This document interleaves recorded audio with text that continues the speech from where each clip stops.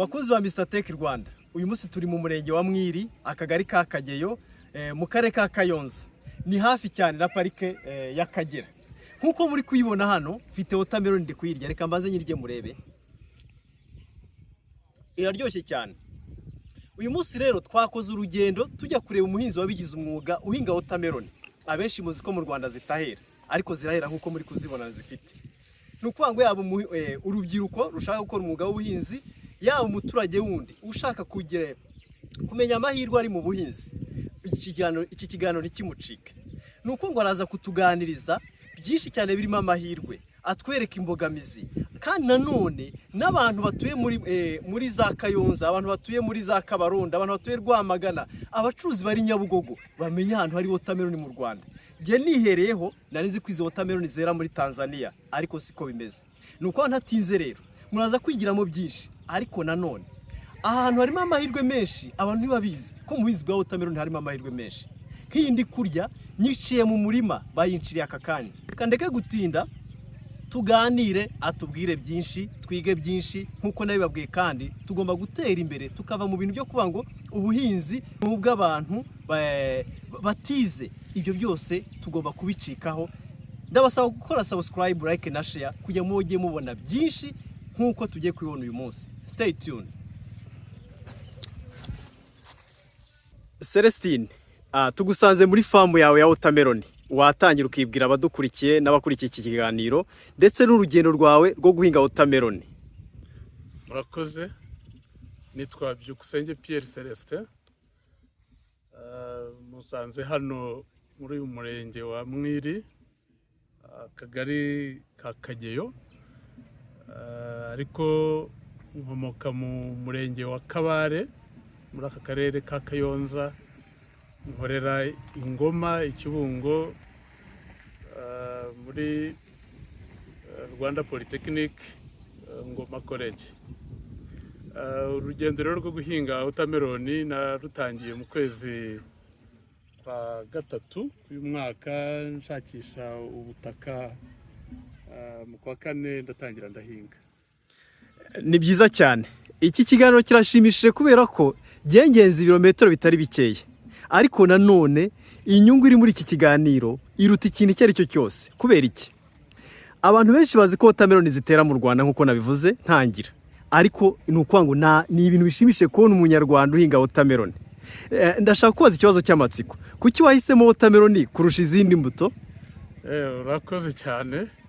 Ni ikibazo koko giteye amatsiko, kubera ko nanjye ntangira kubona watermelon numvaga ziva mu bihugu Tanzania, Uganda n'ahandi. Ngira ayo matsiko yo kumenya uko zera, uko zihingwa. Nza kumenya rero ko no mu Rwanda zihahingwa.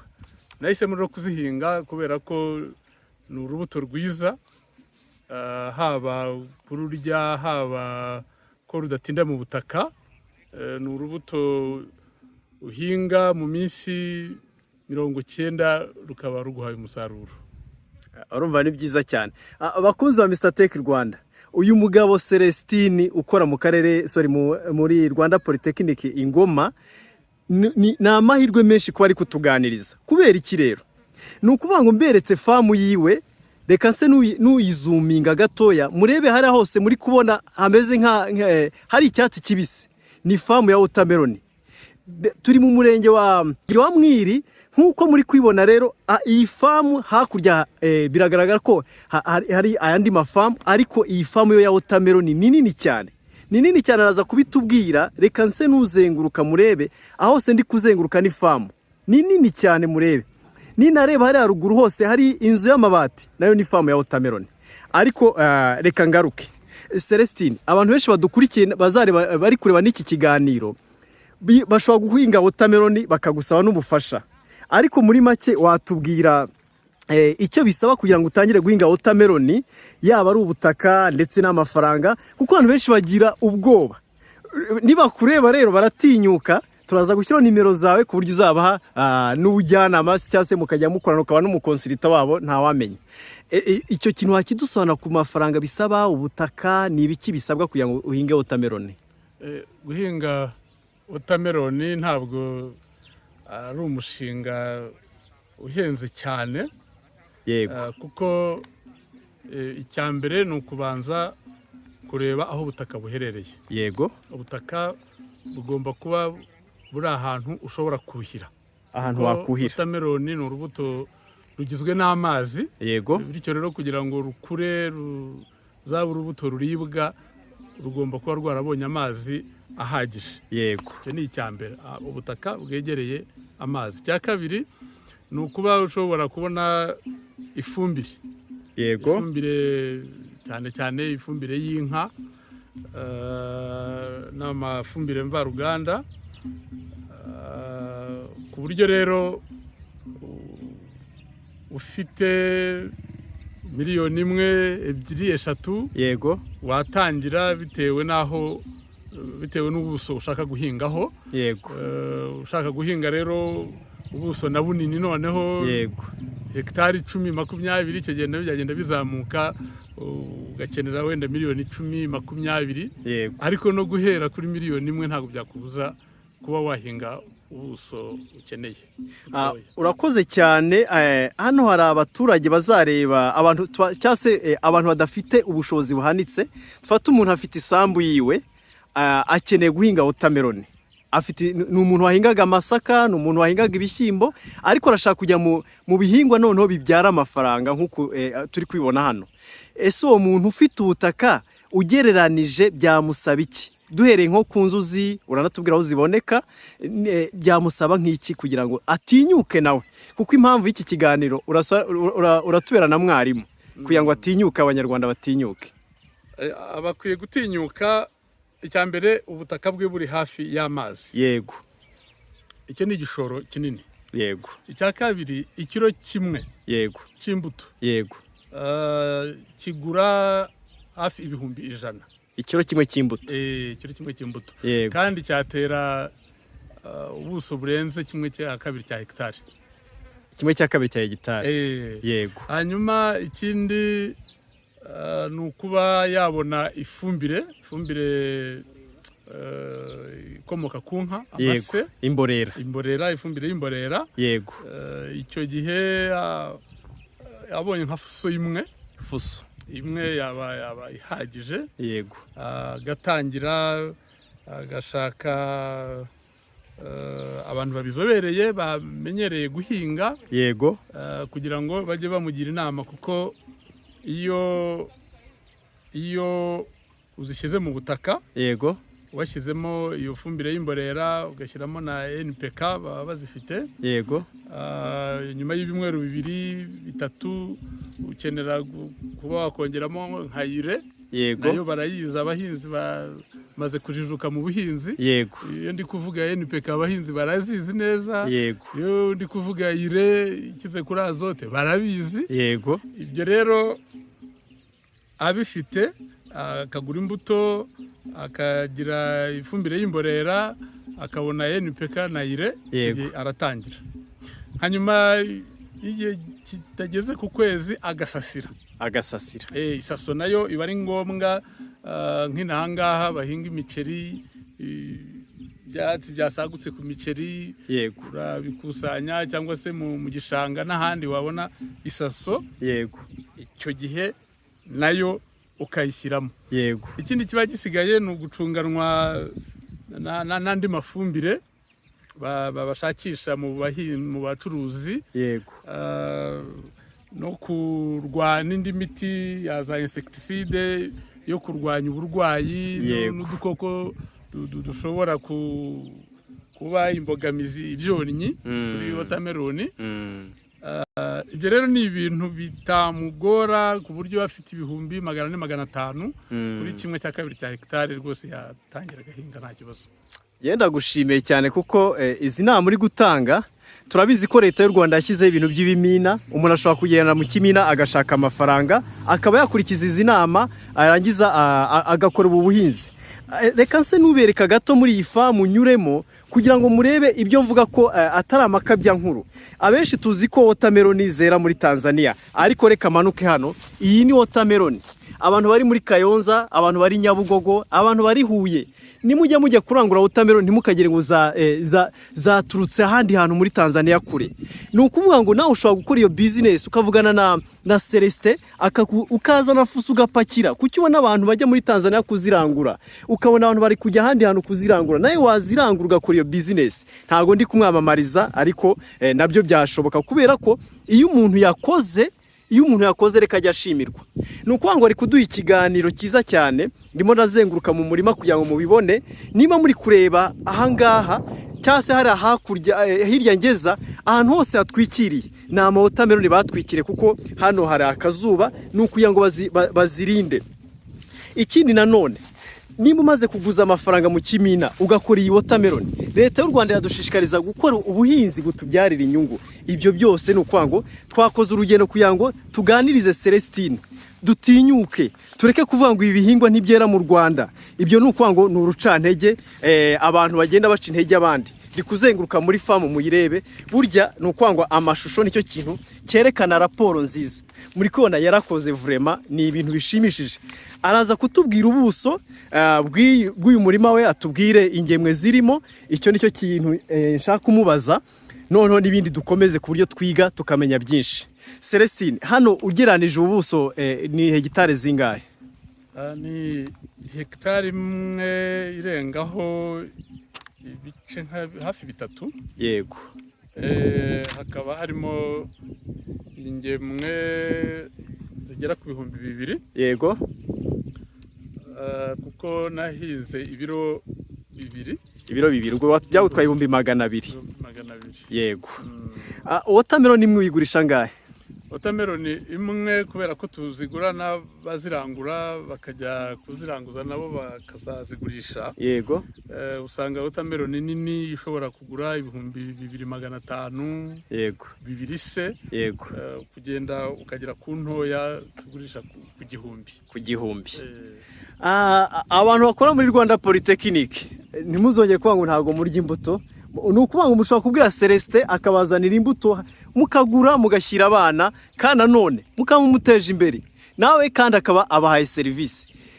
Aha, ndashaka kubaza kandi kantu, ni izihe mbogamizi ujya uhura nazo?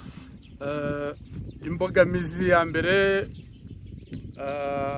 na amazi kuko nyakura kuri metero 400. Metero 400.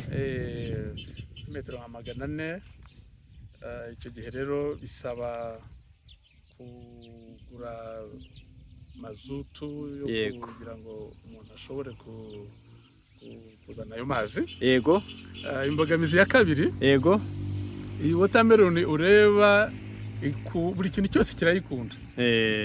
Uhereye ku nyoni udukoko utamenya utwari two. Rero bisaba abakozi bahagije kugira ngo nanjye ubwanjye tunyuramo buri munsi tureba niba nta burwayi bwaje, nta byonnyi byaje.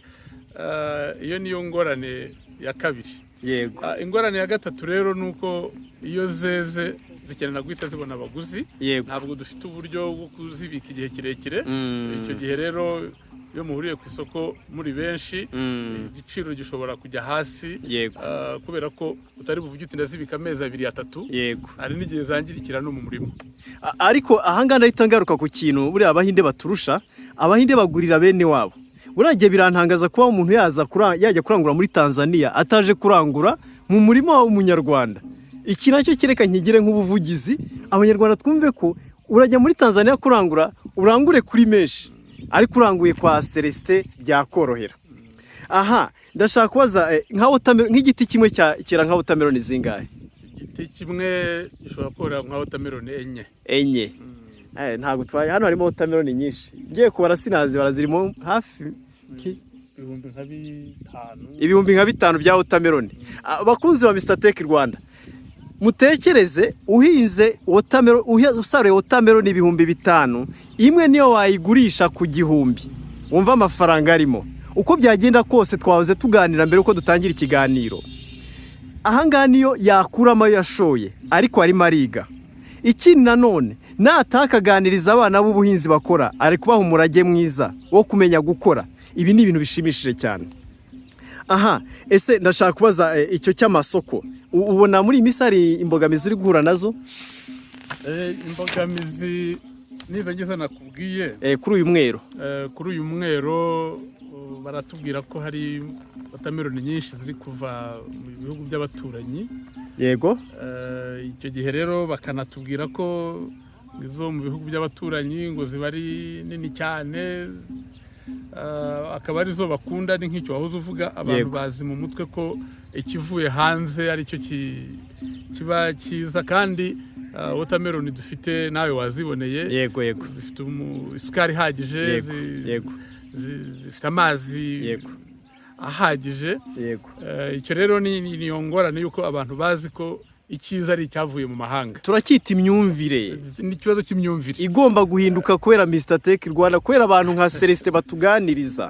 Duhindura imyumvire abantu bo mu Rwanda, tumenye ko wotameloni zera mu Rwanda. Aho ntibari babizi, nanjye sinari mbizi ntakubeshya. Ingorane ya kabiri rero nuko nyine iyo zitinze gatoya mu murima zirangirika. Aha, watubwiye ko ufite abantu bagufasha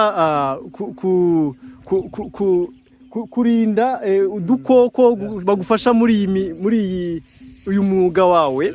Ndashaka ase n'uwegera hano atubwire nk'ibintu by'ibyonnyi mushobora guhura nabyo. Murakoze cyane. Sa nuvuga cyane abantu bakumve.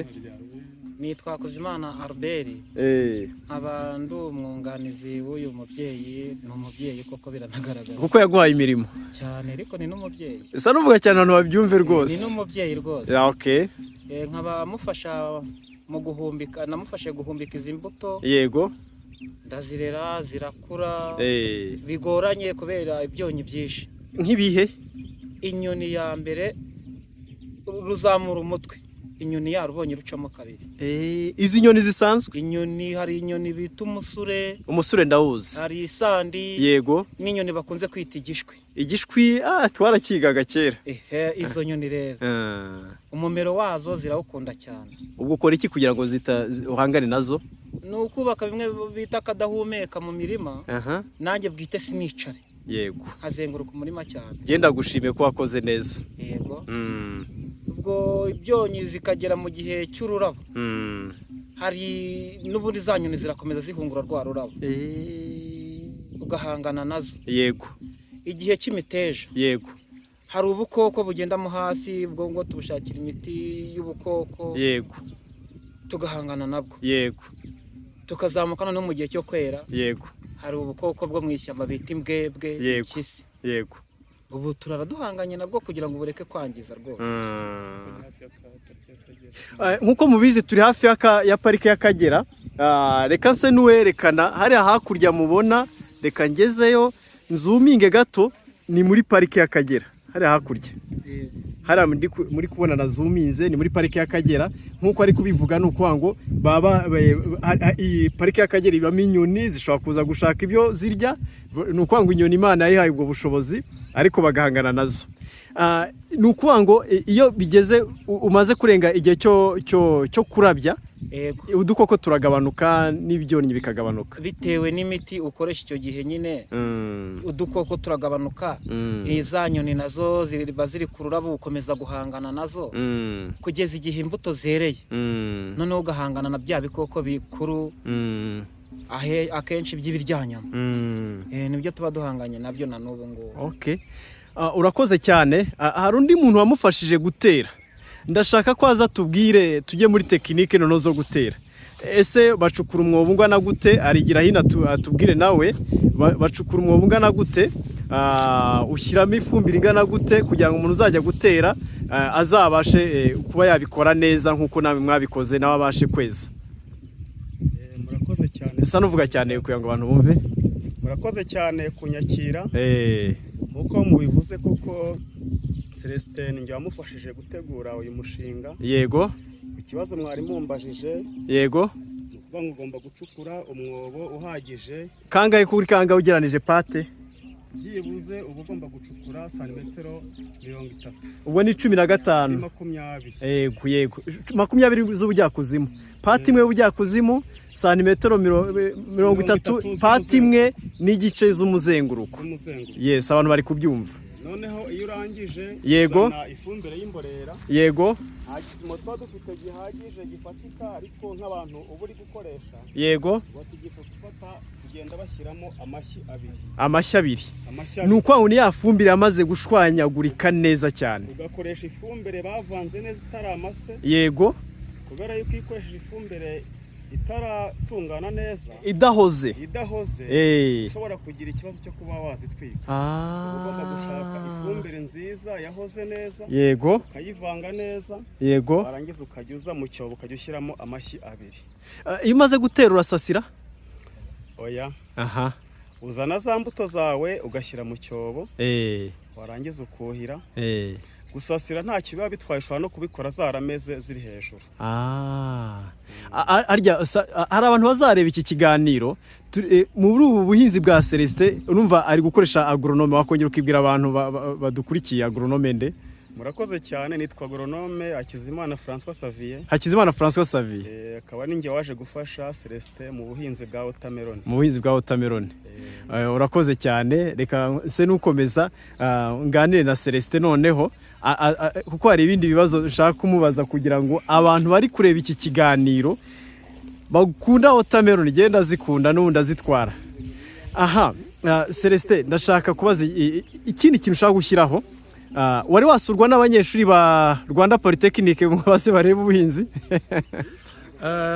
ntabo, kubera ko aho nkorera ntabwo turagira iryo shami. Yego.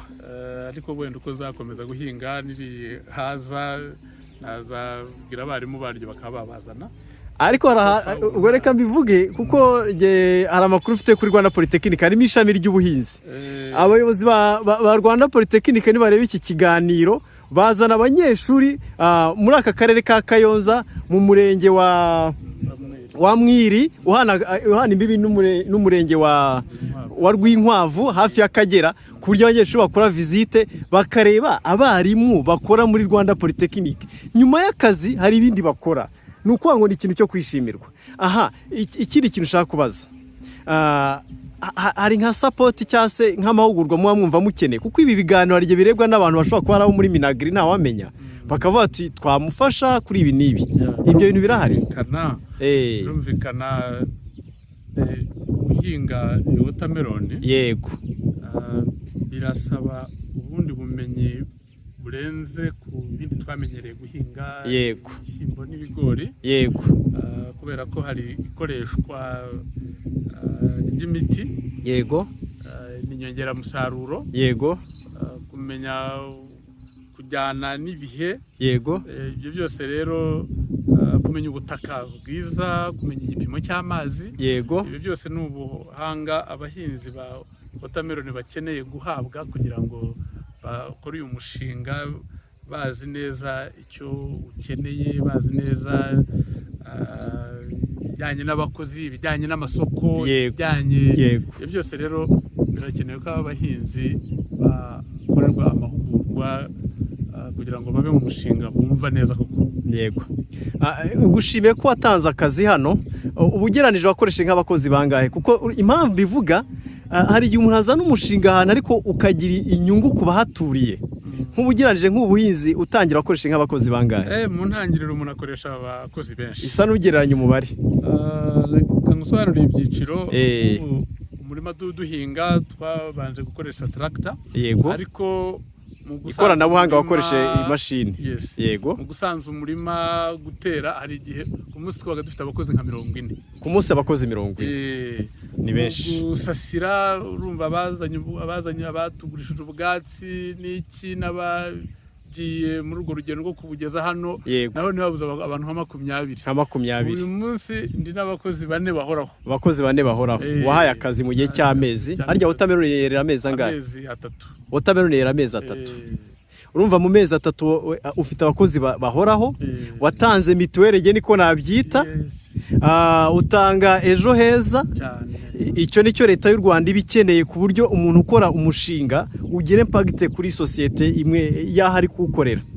Aha, ikindi nshaka kwibaza, nihiye nama wagira urubyiruko, kuko urubyiruko muri iki gihe hari igihe rubura amakuru kubera n'ikoranabuhanga social media, bakirwa bareba ibintu kuri interineti z'abantu bakora ibigendanye n'ubwiza, ibigendanye n'imiziki, ariko bakibagirwa ko no mu buhinzi harimo amahirwe kubera ko bavutse yenda bamwe namwe batabibona bitewe n'ibirangaza cyangwa se no kutagira amahirwe. Ikindi uragira inama urubyiruko ndetse n'abandi bantu bavuga ngo ubuhinzi nubwo abantu batize, ikindi ubuhinzi nubwo abantu burimo umuruho, ugasanga nyine bari kuvuga gutyo, wabagiriye inama? Inama nagira baba urubyiruko baba n'abandi batakuriye ahantu hakorerwa ubuhinzi, yego, nuko ubuhinzi ni umurimo mwiza. Yego. Icya mbere urashora imari. Yego. Iyo ushoye rero mu buhinzi uba uteganya kunguka. Yego. Urubyiruko ntabwo rukwiye kwirirwa kuri za social media bareba ibyakozwe n'abandi. Yego. Bakwiye nabo gutekereza gukora ibyabo. Yego. Niba ushobora mu gihe cy'amezi 3 kuba wagira inyungu nubwo yaba 600. Yego. Icyo gihe ayo ntabwo ari amafaranga wakandura. Iyo rero wayakoreye ugira n'iryo shema ry'uko hari icyo wakoze. Rero urubyiruko ntirutinyuke ubuhinzi, kuko ubuhinzi bw'uyu munsi icyambere ari iryo koranabuhanga. Yego. Icya kabiri harimo gukoresha inyongeramusaruro. Yego. Ku buryo ibyo wakoze byanze bikunze hari ikikugarukira. Yego. Reka se hari abantu bazareba kino kiganiro bakaba bakwifuza kugura watermelon, yaba ari abatuye mu karere ka Ngoma, mu karere ka Ngoma no mu mujyi wa Ngoma na Kayonza na Kigali. Sa n'ubabwira nimero yawe uyivugire kuri kamera, turaza no kwishyira ariko uyivuge ku buryo bamenya nimero yawe bakeneye kugura kugira ngo babibone hafi. Nimero yanjye ni 07. Yego. 83. Yego. 92. Yego. 020. Subiramo. 07. Yego. 83. Yego. 92. Yego. 020. Ubwo adresse yawe turayitanze ku buryo uwakenera kugura, uwakenera kuba yagira ubujyanama wamufasha. Mu mwaka winga nka kangahe? Mu mwaka ni nk'inshuro 2. Yego. Kuko watermelon nubwo ikunda amazi. Yego. Ariko abaye menshi yayangiza cyangwa bikagusaba gushyiramo imiti myinshi. Yego. Yo kuyirinda ubwo buhehere bukabije. Yego. Bisaba rero kuyihinga nibura nka 2 mu mwaka. 2 mu mwaka. Twabonye ko hano harimo watermelon 5,000 tugeranije. Ukaba wahinga 2 mu mwaka 10,000. Namwe mukube muze kumva. Ibi yo tukora gutya no kugira ngo twereke abantu amahirwe arimo. Nta bantu baguciye intege Celestin? Ntabwo babura, kuko hari igihe uhurirana n'umuntu wenda kubera ko yinjiye muri uwo mushinga atafite amakuru. Yego. Akaba yahomba. Yego. Cyangwa se nk'iyi Varedam dukoresha, turayibereka Varedam iri hafi aho akura amazi. Bati nureba nabi amazi azakama utareza. Yego. Rero ntabwo babuze, ariko buri gihe n'ugutinyuka udafashe riske ntacyo wageraho. Njya mbwira abantu buriya baravuga ngo abantu baguca intege jya wibuka wowe impamvu watangiye, kandi baravuga ngo niwibuka impamvu watangiye ntabwo uzahagarara nkuko babivuga baca intege abantu. Nanjye ndakubwira hari ibintu byinshi bagenda baducamo intege, ariko ikintu cya mbere ugomba kumva nuko abantu benshi hari igihe batifuza iby'undi muntu cyangwa se ibitekerezo byabo bakumva nibyo byaganza ibyawe. Urumva ko bamuciye intege, arakora. Uyu munsi turi kuvugana ari gusarura, ari nayo mpamvu twamusuye kugira ngo twereke abantu ko ibyo avuga yabikoze akabigeraho. Ndaza no kubereka mu kanya ahantu akura amazi. Ese utugiranirije nk'akamashini kaba kagura ngahe ko kuvomera? Imashini yo kuvomera bitewe n'ubunini bwayo ishobora no kugera kuri miliyoni 2. Miliyoni 2. Ariko uzavomerera ahantu hafi ushobora no kubona ya miliyoni n'ibihumbi 200. Yego. Kuyibona. Kiriya cyuzi muri kubona inyuma ni Varedam, aho Celestin akura amazi yo kuvomera ziriya watermelon naberekaga. Aratubwira ni uko ngo avomera kangahe mu cyumweru? Uravuga cyane Celestin. Nibyo koko iyi ni iyo varedame irimo amazi twifashisha twuhira, yego bisaba nibura gusiba umunsi umwe, yego kuko wotameroni n'urubuto rukenera amazi menshi. Mu cyumweru rero hari igihe twuhira 4 Yego. cyangwa 3. 4 cyangwa 3. Urebye hariya ndabona iyi varedame iri gukama, ni ukuvuga ngo mwizeye ko izarangiza iriki iki ukwezi kwa 8 ko byanze bikunze kuzashira amazi akirimo. Okay. Ni sawa cyane, ndashaka kugira ngo nerekane iyi varedame ko kugira ngo inge wotameroni zikenera amazi yifashisha iyi varedame muri kubona. Urakoze cyane. Urakoze namwe. Imipira cyangwa se amatiyo ava ku mashini akagera mu murima barayaguhana? Uyagura ukwayo, ariko urumva biterwa n'intera uzuhiraho. Nka metero bigura ngahe buriya nimba wibuka? metero imwe iri hagati y'1,100 n'1,500. 1,100 ariko hari akantu mpise mbona, ni ukuvuga ngo burya baravuga ngo nta ukamiye atahiriye. Iryo jambo mpora ndivuga. Ni ukuvuga ngo mu by'ukuri imbaraga washyizemo ubu uri kwishima cyane, muri murishima. Nanjye biranshimishije. Birashimishije. Nihe nama wagira abantu muri rusange bose badukurikiye? Inama nagira abantu muri rusange, wenda n'ubuvugizi ku bazakurikira iki kiganiro, nuko igishoro cya mbere mu buhinzi ni amazi. Birasaba ko hirya no hino hashobora gukorwa amavaredame, yego ko hashorwamo imari muri ibyo bikorwa remezo, yego abantu bakagira amazi hirya no hino. Babonye amazi rero byabaha igitekerezo cyo kuhira no guhinga sezo zose, yego kuko ishingiro ry'ubuhinzi cyane cyane bwa wotameroni ni ukuba ushobora kubona uburyo bwo kuhira.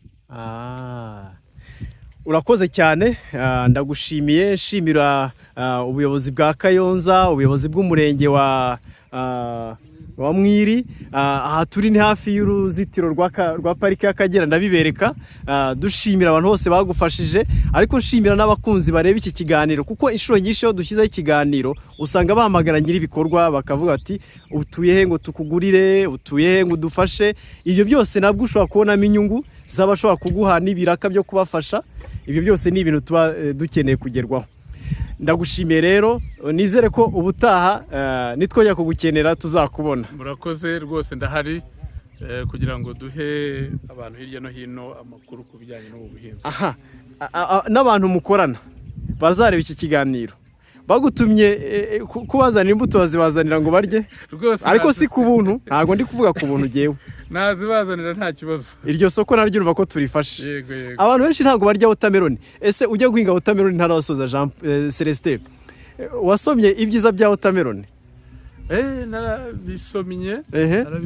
Wotameroni ni urubuto rukize ku ntungamubiri, yaba amazi ayirimo, ngo ruvura n'impyiko, ruyungurura impyiko. Bavuga ko ruyungurura impyiko no mu mara, yego, kandi rurimo isukari y'umwimerere, ku buryo rero ni urubuto rwiza, waba kurya ugashira inyota. Ngo n'abantu banyweye agacupa ni byiza bamaze kukanywa bakarurya, bikaba bigabura na hangova no gusukura umubiri. Yego, gusukura umubiri rugakuramo alcohol.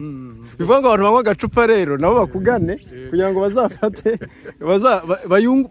umubiri ni ikintu giteye ubwoba. Iyo warwaye ibi byose ntiwabikora, nicyo mba mbivugiye. Nyakubahwa Minisita w'ubuzima niwe ujya utugira inama rero, na hano mba nkacishijemo kugira ngo bakugane bamenye ko iyo unyweye agacupa ukenera kurya wotameroni kugira ngo iyungurure. Nta wundi wo muzareba ni Jean Paul, ariko abantu bakugana uzanyibuka. Celestin. Urakoze cyane Celestin. Murakoze namwe. Ndagushimiye cyane kandi tuzagaruka hano mu murenge wa Mwiri, uhana imbibi n'umurenge wa Rwinkwavu. Abantu benshi barahazi, na Murundi. Turi mu Kagera, nicyo nababwira, hararyoshye cyane nubwo akazuba gahari. Celestin ntabwo yabyitayeho, yashoye imbaraga ze zose ahinga umurima muri kubona kuri iriya famu. Muri hantu reka nzuminge, ndi kuzuminga, murabona ino poto iri muri iyo famu yiwe. Hariya mubonaho umweru hakurya ni ahantu hari ifamu yindi bororeramo, ariko hepfo y'iyi poto hariya mu n'umuhanda niho famu igera.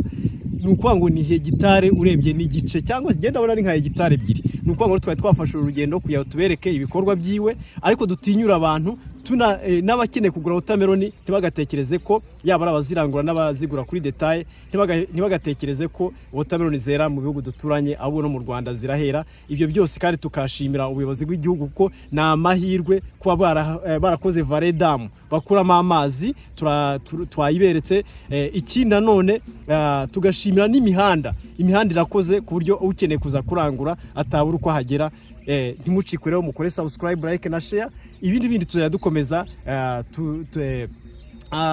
tubibagezeho ibiganiro bituma abanyarwanda natwe twumva ko tugomba gukora ubuhinzi bugezweho, kandi mukore comment kugira ngo tujye tumenya ngo dushyigikire Celestin ibyo yakoze kuko ni iby'agaciro. Nimushyiraho comment ndayishyiraho agatima, shyiraho nanjye like kugira mubone ko nayibonye. Stay tuned.